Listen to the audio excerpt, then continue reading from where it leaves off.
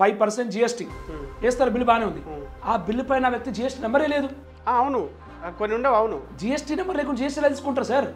మనకి GST website ఉంది sir, www.gst.gov.in.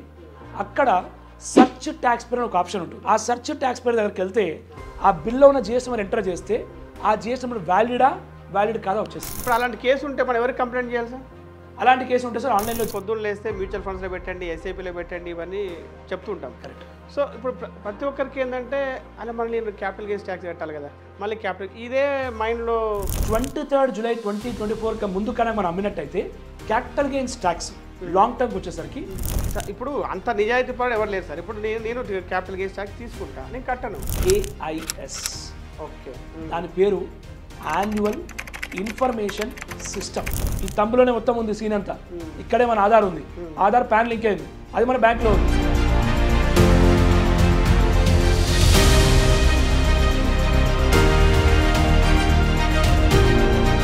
గత 2-3 సంవత్సరాలు చూస్తున్నాను. ఎప్పుడైతే మార్చి నెల ఎండ్ వచ్చిందో, మార్చి లాస్ట్ వీక్ అట్లా వచ్చేసరికి మార్కెట్ పడిపోద్ది. అందరు అమ్మేస్తుంటారు, మళ్ళీ అఫ్కోర్స్ మళ్ళీ కొంటా ఉంటారు. కొద్దిగా కొన్ని రోజులు మీరు చూసారో లేదో, కరెక్ట్ సార్. దాన్ని బట్టే మన బుల్ మార్కెట్, బేర్ మార్కెట్ అంటాం కదా సార్. అమ్మే వాళ్ళు చాలా ఎక్కువ ఉంటారు ఈ టైంలో. అమ్మే వాళ్ళు ఎక్కువ ఉంటారు అంటే వాళ్ళకి కావాలని నమ్మడం కాదు, వాళ్ళకి వచ్చే గెయిన్ ని సెటప్ చేసుకోవడం ఉంటుంది. ట్యాక్స్ హార్వెస్టింగ్ అంటే కూడా ఇదే కదా. ట్యాక్స్ హార్వెస్టింగ్ అంటే కూడా ఇదే కదా, ఇదే అండి. మళ్ళీ ఏప్రిల్ 1 మళ్ళీ మార్కెట్ ఎక్కువ ఒక భూమిలో వెళ్ళిపోతుంది, మళ్ళీ పెరుగుతుంటుంది ఖచ్చితంగా. ఎందుకంటే అందరూ మళ్ళీ ఇన్వెస్ట్మెంట్ చేస్తుంటారు కదా, మార్కెట్ డబ్బులు వస్తూ ఉంటాయి, పొటెన్షియల్ పెరుగుతూ ఉంటుంది. ఇప్పుడు ఓకే, ఇదంతా అయిపోతుంది సార్. మనకి ఇప్పుడు అగ్రికల్చర్ ఇన్కమ్ మెయిన్. సో అక్కడ దేనికి ట్యాక్స్ లేదు మన ఇండియాలో. ఇప్పుడు దీన్ని అగ్రికల్చర్ ఇన్కమ్ నో ట్యాక్స్ అనేది ఓకే, అదొక మంచి కాజ్ కోసం పెట్టారు, అది ఓకే, సంతోషమే. ఎందుకంటే మనకు ప్రొడక్షన్ పెరుగుద్ది, ఇదంతా రైతులకి లాభం జరుగుద్ది. నాకు తెలిసి యూజ్ చేసుకునే వాళ్ళకంటే మిస్యూజ్ చేసే వాళ్ళే ఎక్కువ ఉన్నట్టు నాకు అనిపిస్తుంది. అంటే ఇప్పుడు మీరు చూస్తే కొంతమంది సెలబ్రిటీస్ కావచ్చు, హీరోస్ కావచ్చు, వీళ్ళందరూ మెయిన్లీ రాజకీయ నాయకులు కావచ్చు, వీళ్ళందరూ కూడా దీన్ని మిస్యూజ్ చేసినట్టు అనిపిస్తుంది. సో దీని గురించి ఏమంటారు సార్? అగ్రికల్చర్ ఇన్కమ్ అనేది ఇండియాలో ట్యాక్స్ లేదు సార్. కానీ ఒక వ్యక్తి గనక అగ్రికల్చర్ ఇన్కమ్తో పాటు నాన్ అగ్రికల్చర్ ఇన్కమ్ ఉందనుకోండి, అంటే బిజినెస్ ఇన్కమ్ కూడా ఉంది, బిజినెస్ ఇన్కమ్ ఉంది, అగ్రికల్చర్ ఇన్కమ్ రెండు ఉన్నాయి, అప్పుడు ఇండైరెక్ట్ కొంచెం ట్యాక్స్ పడుతుంది సార్. ఇండైరెక్ట్ గా ఇండియాలో ఉన్న ఇన్కమ్ ట్యాక్స్ సిస్టమ్ లో ఒక మెకానిజం పెట్టారు వాళ్ళు. Agriculture income, non agriculture income రెండు ఉన్నట్టయితే దాన్ని కంబైన్ చేసి కొంచెం ట్యాక్స్ కట్టించే పద్ధతి ఉంది ఇండైరెక్ట్ గా. అంటే అది క్యాలిక్యులేషన్ లో, మ్యాథమెటిక్స్ లో ఒక గేమ్ అది. అలా ఇండియాలో ఇన్కమ్ ట్యాక్స్ కట్టిస్తున్నారు, కొంచెం మొత్తం అనేది కొంచెం పడుతుంది రెండు ఉన్న వాళ్ళకి. కానీ ఒక వ్యక్తికి గనక కేవలం అగ్రికల్చర్ ఇన్కమ్ ఉంటే అది ₹1,00,00,000 కానివ్వండి, ట్యాక్స్ అనేది జీరో. నా ఉద్దేశం కూడా ఇండియాలో అగ్రికల్చర్ ఇన్కమ్ అనేది ట్యాక్స్ జీరో ఏదైతే చెప్పారో, చాలా మంది ఎక్కువ ఇన్కమ్ ఉన్న వాళ్ళు కూడా దీన్ని వాడుకుంటున్నారు. సో గవర్నమెంట్ అనేది దీనికి లిమిట్, వాళ్ళు ఎక్కువ వాడుకుంటున్నారు. గవర్నమెంట్ కనుక లిమిట్ పెట్టి 10 లక్షలు 10 లక్షలు పెట్టి 10 లక్షల లోపు అగ్రికల్చర్ ఇన్కమ్ ఉన్న వాళ్ళకి ట్యాక్స్ జీరో, దాటిన వాళ్ళకి ట్యాక్స్ ఉంది అంటే గవర్నమెంట్ ఖచ్చితంగా బెనిఫిట్ వస్తుంది. ఇందా మనం మాట్లాడుకున్నట్టు సాలరీడ్ ఎంప్లాయీస్ కొంచెం బెనిఫిట్ ఇవ్వాలి, ఈ అగ్రికల్చర్ ఇన్కమ్ వాళ్ళకి కొంచెం పట్టుకోవాలి, ఎక్కువ ఉన్న వాళ్ళకి. ఇలా కొన్ని స్కీమ్స్ అనేవి క్రియేట్ చేస్తే డెఫినెట్గా India will prosper more sir. కానీ మనకున్న బ్యూరోక్రసీ సిస్టంలో కొన్ని బిల్స్ పాస్ అవ్వాలంటే, కొన్ని సెట్ అవ్వాలంటే చాలా పొలిటికల్ యాంగిల్స్ ఉంటాయి కాబట్టి ఇప్పుడు ఒక పార్టీ దాన్ని తీసుకొచ్చింది అనుకోండి, అరే వీళ్ళు రైతులకు వ్యతిరేక అని చెప్పేసి వారిని ఇచ్చేసే ప్రమాదం కూడా ఉంది కదా. అదే ఇబ్బంది. ఇప్పుడు అగ్రికల్చర్ ఇన్కమ్ కానండి, మరి గవర్నమెంట్ చెప్పింది అనుకోండి 10 లక్షల ఇన్కమ్ అనేది ట్యాక్స్ జీరో అని చెప్పి, మిగతా అపోజిషన్ పార్టీ అడుస్తారు ఏమని చెప్పి, అది తప్పు, మీరు ఫార్మర్ సపోర్ట్ చేయట్లేదు, మా పార్టీ రైతులకు సపోర్ట్ చేస్తే మీరు సపోర్ట్ చేయట్లేదు అని. సో వేరే పొలిటికల్ కారణాల వల్ల కూడా ఇండియాలో కొన్ని పనులు జరగట్లేదు సార్. అది ఉన్న వాస్తవం అది.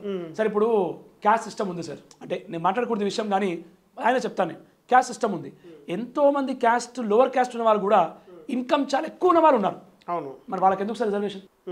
అదర్ క్యాస్ట్ ఉన్న వాళ్ళు కూడా తక్కువ ఇన్కమ్ ఉన్న వాళ్ళు ఉన్నారు, వాళ్ళకి ఎందుకు సార్ రిజర్వేషన్? మన అంబేద్కర్ గారు ఒకప్పుడు రాజ్యాంగం రచించినప్పుడు ఎందుకు చెప్పారు ఆ సిస్టమ్ అంటే, అప్పుడున్న పరిస్థితుల ప్రకారం ఈ లోవర్ క్యాస్ట్ వాళ్ళకి పరిస్థితి బాగాలేదు కాబట్టి ఆ లోవర్ క్యాస్ట్ వాళ్ళకి అనేది ఈ రిజర్వేషన్ ఇవ్వడం జరిగింది. గవర్నమెంట్ ఏం చేయాలి, కొంత టైం ఫ్రేమ్ కూడా పెట్టారు ఆయన. ఎగ్జాక్ట్లీ, ఆ విషయం మర్చిపోయారు అందరూ. ఆ విషయం ఏమలేదు, పొలిటికల్ రీజన్స్ వల్ల. ఇప్పుడు ఎవరైనా ఇప్పుడు ఆ విషయం తెచ్చారనుకోండి, ఇంకా వీళ్ళు వ్యతిరేకంగా ఉన్నారని చెప్పేసి వాళ్ళని. సో కాలం గడుస్తున్న కొద్ది లిమిట్ పెట్టి ఇంత లిమిట్ వరకు ఎగ్జామ్షన్, ఇంత రిజర్వేషన్ అన్నట్టయితే బెనిఫిట్ ఉంటుంది. అలాగే మన టాపిక్ వచ్చేసరికి అగ్రికల్చర్ ఇన్కమ్ కూడా ఇంత లిమిట్ వరకు ఎగ్జామ్షన్ అంటే India will definitely improve sir. Sir ఇప్పుడు స్టార్టింగ్లో ఒక పాయింట్ చెప్పాను, మనకి హైవే కోసము, రోడ్స్ కోసము, డిఫెన్స్ కోసము మన డబ్బులు గవర్నమెంట్ కట్టాలి, మన బాధ్యత అని చెప్పి. కొంతమంది అడుగుతారు మన వ్యూవర్స్, సార్ రోడ్లు ఎలా ఉన్నాయి సార్, రోడ్లు బాగాలేవు, అన్ని పొక్కలే ఉన్నాయి, కొన్ని రోడ్లు హైవేలు బాగాలేవు, ఎందుకు కట్టాలి సార్ ట్యాక్స్ అని చెప్పి. సార్ ఇప్పుడు లొసుగులు అనేవి ఖచ్చితంగా ఉంటాయి సార్. మనము ట్యాక్స్ కట్టకపోతే రోడ్లు, హైవేలు, బ్రిడ్జ్లు, డ్యామ్లు అన్ని కలిసి వస్తాయి. అది డెవలప్ అయ్యి కాకపోతే దేశమే డెవలప్ అవుతుంది. మనం ఎన్నోసార్లు వేరే దేశాలు చూసి జపాన్ ఇలా డెవలప్ అయింది, దుబాయ్ ఇలా డెవలప్ అయింది, ఎడారి ఇలా అయిపోయింది అని మాట్లాడుతుంటాం. మన దేశం డెవలప్ అవ్వాలంటే కూడా ఏదో జరగాలి కదా సార్. అంటే ఇప్పుడు నాకు తెలిసి అగ్రికల్చర్ దీని మీద నాకు తెలిసి ఇంకొక నెక్స్ట్ 50 yearsలో కూడా ఎవరేం చేయరేమో సార్. ఎందుకు అంటే ఇప్పుడు ఫర్ ఎగ్జాంపుల్ ఒక రాజకీయ నాయకుడు ఉన్నాడు సార్, ఇంకొక గవర్నమెంట్ ఎంప్లాయీ ఉన్నాడు, ఒక గ్రూప్ 1 కావచ్చు, గ్రూప్ 2 కావచ్చు. వీళ్ళిద్దరికి ఏంటంటే ఎక్కువ లంచాలు వచ్చే ఛాన్సెస్ ఉంటాయి, అవును, ఈ కరప్షన్. సో ఈ రాజకీయ నాయకులు వీళ్ళు కరప్షన్ ఉంటుంది. సో ఇప్పుడు వీళ్ళ డబ్బులు ఏదైతే వస్తుందో ప్రతి ఒక్కరికి స్విస్ బ్యాంక్ యాక్సెస్ ఉండదు. సో వీళ్ళు ఎక్కడ పెట్టుకోవాలి? అంతే కదా సార్. అంటే ఇప్పుడున్న పెద్ద ప్రాబ్లం నాకు చాలా మంది తెలుసు సార్, ఇప్పుడు ఎవరైతే కరప్షన్ చేస్తారో ఇప్పుడు సబ్ రిజిస్ట్రార్స్ కావచ్చు ఎవరైనా కూడా వీళ్ళు డబ్బులు వాళ్ళ రోజుకు లక్షల్లో వస్తాయి.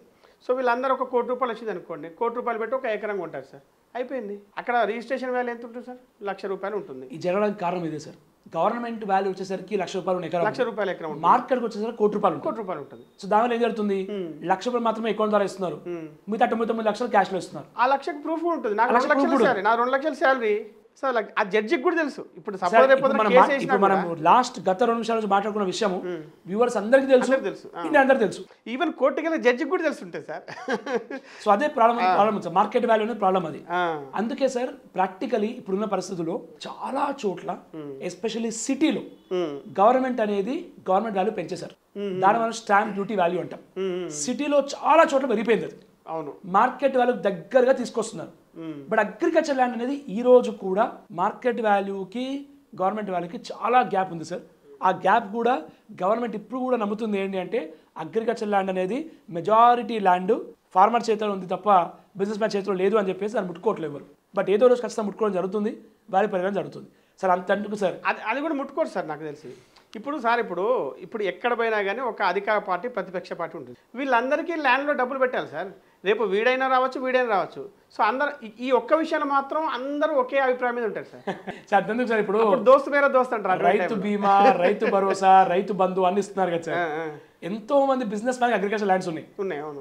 రాజకీయ నాయకులు అగ్రికల్చర్ ల్యాండ్స్ ఉన్నాయి. 50 ఎకరాలు ఉన్నాయి, 100 ఎకరాలు ఉన్న వాళ్ళు ఉన్నారు. 100 ఎకరాల వాళ్ళకి రైతు బంధు వస్తుంది కదా సార్. అవును. వాళ్ళకి ఎందుకు సార్ రైతు బంధు, రైతు భరోసా? అవును.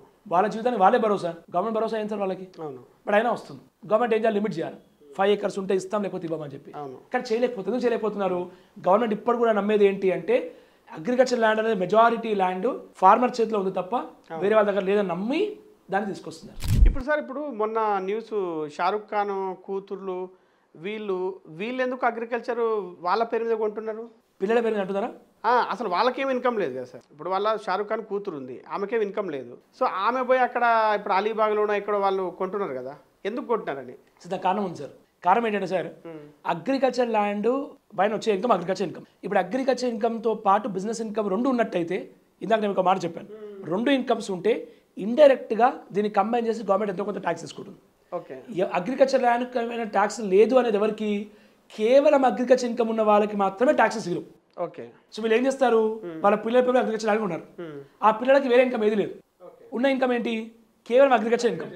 ఇండియాలో కేవలం అగ్రికల్చర్ ఇన్కమ్ ఉన్నట్టయితే ఎంత ఇన్కమ్ ఉన్నా కూడా ట్యాక్స్ అనేది 0. ప్లస్ అగ్రికల్చర్ ల్యాండ్ కొంటే సోర్స్ ఆఫ్ ఇన్కమ్ కూడా చెప్పనవసరం లేదు. అంటే చెప్పాలి సార్, కానీ గవర్నమెంట్ వాల్యూకి మార్కెట్ వాల్యూకి తేడా చాలా ఉంది.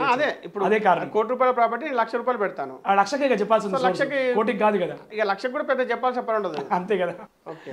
ఇంకోటి ఏంటంటే సార్, ఇప్పుడు మనకు ఇన్కమ్ ట్యాక్స్ గురించి మాట్లాడుకుంటే మొన్న ఎప్పుడైతే 12 lakhs అది చేశారు కదా లిమిట్, చాలా మందికి ఏమనిపించింది అంటే ఇప్పుడు గవర్నమెంట్ అసలు అంటే ఇప్పుడు గల్ఫ్ కంట్రీస్లో ఇన్కమ్ ట్యాక్స్ ఉండదు. సో మన గవర్నమెంట్ కూడా అసలు ఇన్కమ్ ట్యాక్స్ లేకుండా అంటే 0 ఇన్కమ్ ట్యాక్స్ పోయే ఆ డైరెక్షన్లో ఏమైనా పోతుందా అన్నట్టు అనిపిస్తుంది. సపోజ్ ఒకవేళ అలా అయిందనుకోండి, సో అప్పుడు ఎటువంటి కాన్సిక్వెన్సెస్ ఉంటాయి? అంటే మంచిదేనా కాదా? దానివల్ల దాన్ని ఎలా కవర్ చేస్తారు? లేకపోతే గల్ఫ్ కంట్రీస్లో ఎలా మేనేజ్ చేస్తున్నారు? అది ఒకసారి చెప్పండి సార్. కొన్ని యూరోపియన్ కంట్రీస్లో, స్పెషల్లీ కొన్ని కంట్రీస్లో ఎలాంటి ట్యాక్స్ ఉంటుందంటే ఇన్కమ్ ట్యాక్స్ ఉండదు, ట్యాక్స్ 0. కానీ ఆ కంట్రీస్లో ఉండే ట్యాక్స్ అంటే ట్రాన్సాక్షన్ ట్యాక్స్. అంటే జరిగే ప్రతి ట్రాన్సాక్షన్ పైన గవర్నమెంట్ డబ్బులు తీసుకుంటుంది. అంటే ఇండైరెక్ట్ ట్యాక్స్ లాంటిది అది. ట్రాన్సాక్షన్ ట్యాక్స్ అంటాం. ట్రాన్సాక్షన్ ట్యాక్స్ ప్రతి ట్రాన్సాక్షన్ పైన గవర్నమెంట్ ఎంతో కొంత షేర్ తీసుకుంటుంది. Transaction tax. ఏం జరుగుతుందంటే సార్, ఇండియాలో ఇన్కమ్ ట్యాక్స్ 0 అవుతుంది అనేది చెప్పలేము, బట్ గవర్నమెంట్ మాత్రం ఖచ్చితంగా ట్యాక్స్ తగ్గించే మార్గంలోనే ఉంది.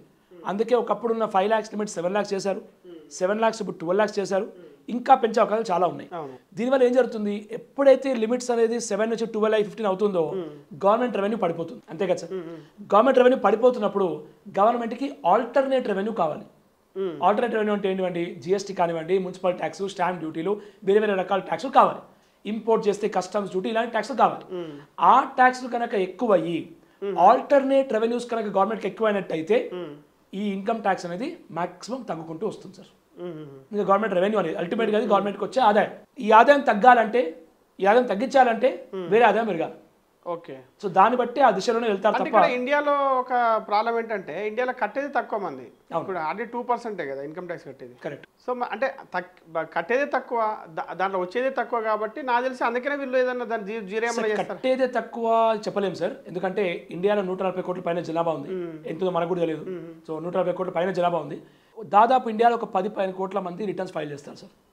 ఆ 10 కోట్ల మందిలో సగం మంది ట్యాక్స్ కట్టారు, సగం మంది ట్యాక్స్ కడతారు. జీరో ఫైలింగ్ ఒక సగం మంది ట్యాక్స్ కడతారు. ఆ సగం మందిలో కూడా కొంత ట్యాక్స్ కట్టే వాళ్ళు చాలా సగం మంది ఉంటారు. అవును. మిగతా సగం మంది అంటే ఇండియాలో హార్డ్లీ ఒక 1-2% మీరు అన్నట్టు ఇందాక ఓ 2-3% పవర్షన్ మాత్రమే ట్యాక్స్ కడతారు, యాక్చువల్ ట్యాక్స్. బట్ ఆ ట్యాక్స్ అనేది చాలా ఎక్కువ అమౌంట్స్ అనేది, ఆ ఎక్కువ అమౌంట్. అందుకే ఇండియాలో ఒక థియరీ ఉంది sir, 1% of people in India pay taxes for 99%. So 1% of people pay for 99% of people. So అది సింపుల్ సార్, ఎందుకంటే మన ప్రోగ్రెసివ్ ట్యాక్స్ సిస్టమ్ కాబట్టి ఎక్కువ సంపాదించాడు ఎక్కువ కడతాడు, తక్కువ సంపాదించి తక్కువ కడతాడు. సో అది తప్పదు సార్, అది ఖచ్చితంగా. సో ట్యాక్స్ జీరో అవుతుందని చెప్పలేము సార్, ఎందుకంటే ఈ రోజున గవర్నమెంట్కి 1,00,000 కోట్ల రెవెన్యూ వస్తుంది ట్యాక్స్ నుంచి, 1,000 కోట్ల రెవెన్యూ ట్యాక్స్ నుంచి వస్తుంది. సో అది ట్యాక్స్ అనేది జీరో చేస్తే గవర్నమెంట్ ఖచ్చితంగా చాలా కష్టం అవుతుంది. సో మెల్లిమెల్లిగా జరిగే అవకాశం అయితే ఖచ్చితంగా ఉంది సార్. కానీ జీరో అవ్వకపోవచ్చు, కానీ ఖచ్చితంగా తగ్గుతుంది. బట్ ఇప్పుడు కూడా సార్ మనం దుబాయ్ అంటాం, దుబాయ్లో ఇండివిజువల్ ట్యాక్స్ లేదు కానీ కార్పొరేట్ ట్యాక్స్ ఉంది. ఈ మధ్య వచ్చింది కార్పొరేట్ ట్యాక్స్ అని, దుబాయ్లో కార్పొరేట్ ట్యాక్స్ ఉంది. దుబాయ్లో కూడా యూఐ వ్యాట్ అని ఉంది, మన జిఎస్టీ లాంటిదే యూఐ వ్యాట్ అని కూడా అక్కడ ఉంది. ఓకే. జిఎస్టీ మన దేశంలో ఎలా ఉందో 150 పైన దేశాల్లో జిఎస్టీ అనేది ఉంది. అవును. సో చాలా దేశాల్లో జిఎస్టీ ఉంది. ఇన్కమ్ ట్యాక్స్ అనేది కొన్ని దేశాలు మాత్రమే లేదు సార్. ఇప్పుడు మనం అనుకుంటాం సార్ మన దగ్గర ఇన్కమ్ ట్యాక్స్ చాలా ఎక్కువ అని. జర్మనీ, కొన్ని European countries, UK, United Kingdom, అలాంటి కంట్రీస్లో ఇన్కమ్ ట్యాక్స్ వచ్చి 40% ఉంది సార్. 40% ఇన్కమ్ ట్యాక్స్ ఉంది. మన దగ్గర కూడా సర్చార్జ్ అవన్నీ యాడ్ చేస్తే 40% వస్తుందేమో, కానీ అది పెద్దవాళ్ళకి వస్తుంది, అందరికి రావట్లేదు కదా. సో ఇప్పుడు ఎంతకాలం అని చెప్పి మనము తక్కువ ఉంది ట్యాక్స్ మన దగ్గర ఎక్కువ చూడడం కాకుండా ఇంకో రకంగా చూడొచ్చు. కొన్ని దేశాలు మనకంటే ఎక్కువ కూడా ఉంది. ఇప్పుడు యూఎస్ లో కొన్ని స్టేట్స్ లో అట్లా ఉంది. యూఎస్ లో స్టేట్ కి మారుతుంటది కాబట్టి కొన్ని స్టేట్స్ లో ఉంది. మళ్ళీ యూఎస్ లో కొన్ని స్టేట్స్ లో ట్యాక్స్ చాలా ఎక్కువ ఉంది, కొన్ని స్టేట్స్ లో చాలా తక్కువ ఉంది. సో అది స్టేట్ పాలసీ, కంట్రీ పాలసీ బట్టి ట్యాక్స్ అనేది మారుతుంది తప్ప వేరేలా ఉండదు సార్. సార్ అల్టిమేట్ గా ట్యాక్స్ తగ్గించడం పెంచడం అనేది ఇండియన్ ఎకానమీ పైన ఎఫెక్ట్ పడుతుంది కాబట్టి it will be a very very strategic smart decision. చాలా జాగ్రత్తగా ఆలోచించి తీసుకునే డెసిషన్ కాబట్టి మీరు అన్నట్టు నేను జీరో ట్యాక్స్ దిశగా వెళ్తుందని చెప్పను, కానీ ట్యాక్స్ తగ్గించే దిశ మాత్రం ఖచ్చితంగా గవర్నమెంట్ వెళ్తుంది. ఓకే, అదైతే ఖచ్చితంగా ఉంది సార్. తగ్గించే దిశగా అంటే ఎక్కువ సంపాదించే వాడికి కొంచెం ట్యాక్స్ కొద్దిగా తగ్గుతుంది, తక్కువ సంపాదించే వాడికి ఎక్కువ ట్యాక్స్ తగ్గుతుంది. ఓకే, ఆ దిశగా మాత్రం వెళ్తుంది, అది మాత్రం ఖచ్చితంగా ఉంది. అయితే ఇప్పుడు మనకు ఇప్పుడు 12 lakhs వరకు ట్యాక్స్ లేదని అనుకున్నాం కదా సార్. మనకి ఇప్పుడు ఓల్డ్ ట్యాక్స్ రెజిమ్ ఉంది, ఇప్పుడు ఇదేమో కొత్త ట్యాక్స్ సిస్టమ్ కదా. సో మరి ఇప్పుడున్న పరిస్థితుల్లో ఏది బాగుంటుంది ఒక ఎంప్లాయీకి? సార్ ఒక ఎంప్లాయీకి ఓల్డ్ ట్యాక్స్ రెజిమ్ అనేదేమో దాంట్లో ఎగ్జామ్షన్స్ డిడక్షన్స్ వచ్చేటివి. ఎగ్జామ్షన్ డిడక్షన్ అంటే 2-3 ఎగ్జాంపుల్స్ చెప్తాను. లైఫ్ ఇన్సూరెన్స్ ప్రీమియం కడితే 80C అని ఒక డిడక్షన్ వచ్చేది, మెడికల్ ఇన్సూరెన్స్ కడితే 80D అని ఒక డిడక్షన్ వచ్చేది, సేవింగ్స్ బ్యాంక్ ఇంట్రెస్ట్ ఉంటే 80TT అని ఒక డిడక్షన్ వచ్చేది. మనం ఇల్లు కనుక అప్పు తీసుకొని ఉన్నట్టయితే ఆ అప్పు పైన కట్టే ఇంట్రెస్ట్ 24B అని డిడక్షన్ వచ్చేది, 2 lakhs వరకు. ఇవన్నీ బెనిఫిట్స్ అనేవి ఓల్డ్ రిజిమ్లో వచ్చేది. కానీ ఓల్డ్ రిజిమ్లో ట్యాక్స్ రేట్స్ వచ్చేసరికి 2.5 lakhs వరకు 0, 2.5 lakhs to 5 lakh వరకు 5%, 5 to 10 lakhs వరకు 20%, 10 lakhs దాటగానే 30%. గవర్నమెంట్ ఏం చెప్పారు, న్యూ ట్యాక్స్ రిజిమ్లో మీరు ఎగ్జామ్షన్స్ ఏం తీసుకోకండి, అంటే మీకు life insurance, medical insurance, housing loan ఏ బెనిఫిట్ ఇవ్వండి, ఏం అవసరం లేదు. కానీ ట్యాక్స్ రేట్స్ ఏంటంటే 3 lakhs వరకు 0, 3 lakhs to 7 lakhs 5%, 7 lakhs to 10 lakh 10%, 10 to 12 lakhs 15%, 12 to 15 lakhs 20%, above 15 lakhs 30%. ఇందాక ఏమిన్నా మనము 10 lakh దాటితే 30%, ఇక్కడ 15 lakhs దాటితే 30%.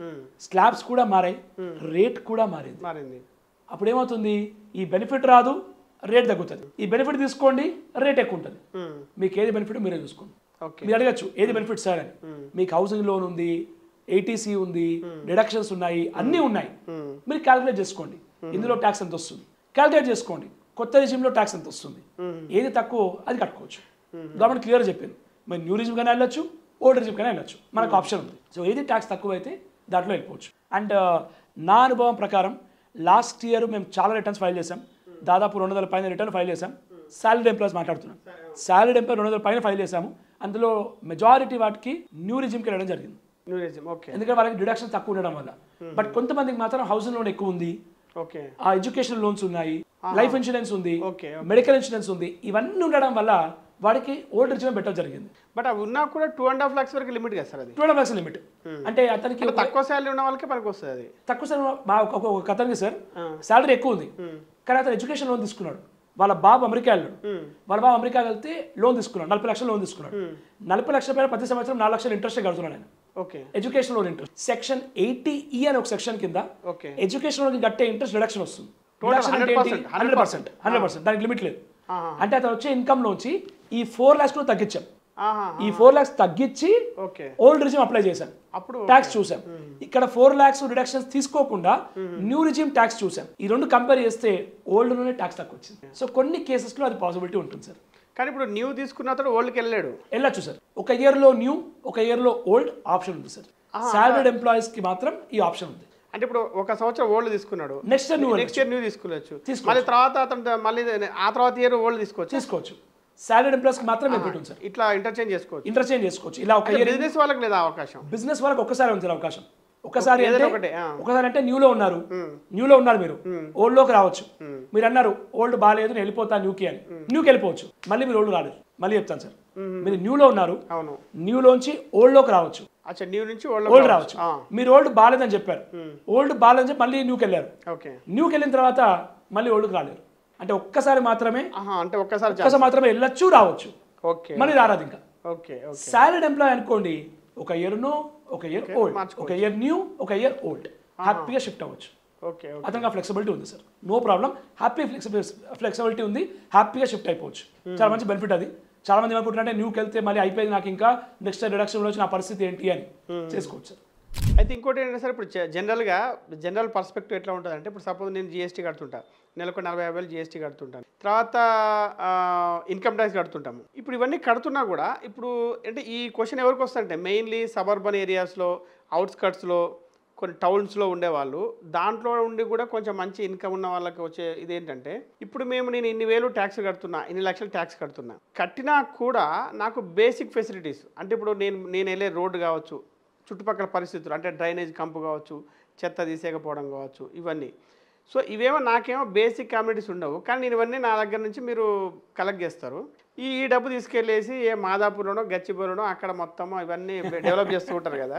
సో అనేది ఒక ఫీలింగ్ వస్తుంది కదా చాలామందికి. ఇప్పుడు ప్రతి ఒక్క అందరూ అక్కడే ఉండరు కదా.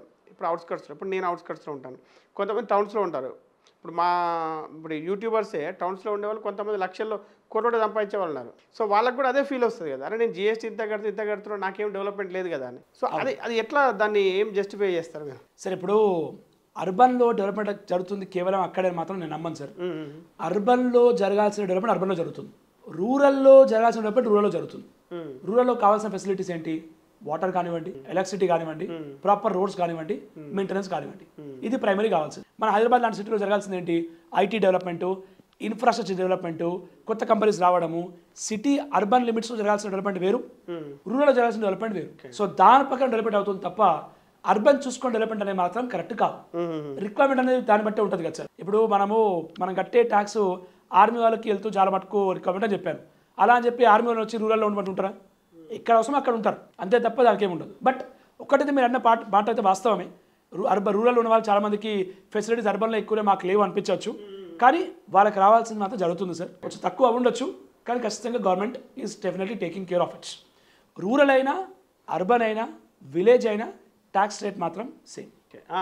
వాళ్ళ ఇన్కమ్ బట్టే ట్యాక్స్ రేట్ సేమ్. అవునవును. సో దాంట్లోనే తేడా అయితే ఏమి లేదు. తర్వాత మీరు ఫస్ట్ మనకు ముందు మీరు ఏం చెప్పారంటే ఎక్కడెక్కడ ట్యాక్స్ పడుతుంది అన్నట్టు, ఒకటి ఆదాయం చెప్పారు, ఇంకోటి గిఫ్ట్స్ అని చెప్పారు కదా. అవునండి. సో ఇప్పుడు ఈ గిఫ్ట్స్ ఏవి ఇస్తే ఇన్కమ్ ట్యాక్స్ కట్టాలి, ఏవి తీసుకుంటే కట్టాలి, లేకపోతే ట్యాక్స్ తప్పించుకోవడానికి ఎక్కడ ఏం గిఫ్ట్స్ ఇవ్వాలి, ఇవి చెప్పండి.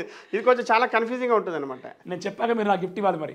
ఇస్తా సార్ గిఫ్ట్ అనేది ఒక చాలా వండర్ఫుల్ టాపిక్ సార్. మనకి చిన్నప్పటి నుంచి కూడా గిఫ్ట్స్ అంటే చాలా ఇష్టం. మన బర్త్డే పార్టీతో మొదలుకొని మ్యారేజ్ అన్ని ఈవెంట్స్ లో మనకి గిఫ్ట్స్ అంటే చాలా ఇష్టం. ఎవరికైనా గిఫ్ట్ ఇష్టమే. ఎవరైనా నాకు గిఫ్ట్ ఇష్టం లేదు అని చెప్తే అది పెద్ద అబద్ధం మాత్రమే. ప్రతి వ్యక్తి గిఫ్ట్ అంటే ఇష్టమే. ఇన్కమ్ ట్యాక్స్ లో ఇండియాలో గిఫ్ట్ అనేది ట్యాక్సిబుల్ సార్. ఒకవేళ కనుక మనకి సంవత్సరంలో 50,000 కంటే ఎక్కువ గిఫ్ట్ వచ్చినట్టయితే అది ఖచ్చితంగా ట్యాక్సిబుల్. అంటే 60,000 రూపాయల గిఫ్ట్ వస్తే 60,000 రూపాయలు ట్యాక్సిబుల్. 10,000 కాదు, 60,000 రూపాయలు మనకి క్యాష్ గిఫ్ట్ వచ్చింది అంటే 60,000 రూపాయలు ట్యాక్సిబుల్, 10,000 కాదు. First point.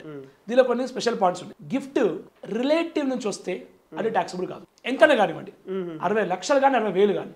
రిలేటివ్ అంటే ఎవరు? రిలేటివ్ అంటే Mrs, children, parents, grand parents, మన బ్రదర్స్ సిస్టర్స్, వైఫ్ వాళ్ళ బ్రదర్స్ సిస్టర్స్ అందరు కవర్ అవుతారు. వైఫ్ వాళ్ళ బ్రదర్ సిస్టర్స్ కూడా, వైఫ్ వాళ్ళ బ్రదర్ సిస్టర్స్ కవర్ అవుతారు. వైఫ్ పేరెంట్స్ కూడా కవర్ అవుతారు. ఓకే. అంటే ఇప్పుడు మా మామగారు నాకు 1 కోటి రూపాయలు ఇచ్చారనుకోండి గిఫ్ట్, దాని మీద ట్యాక్స్ ఉండదు.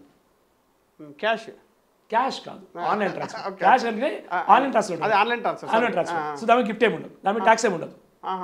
అంటే రిలేటివ్ నుంచి వస్తే అది ఎంత వాల్యూ అయినా కూడా దాని మీద ట్యాక్స్ ఉండదు. ఓకే. అంటే 50,000 రూపాయలు దాటినా కూడా రిలేటివ్ నుంచి వస్తే ఆ గిఫ్ట్ పైన ట్యాక్స్ లేదు. First point.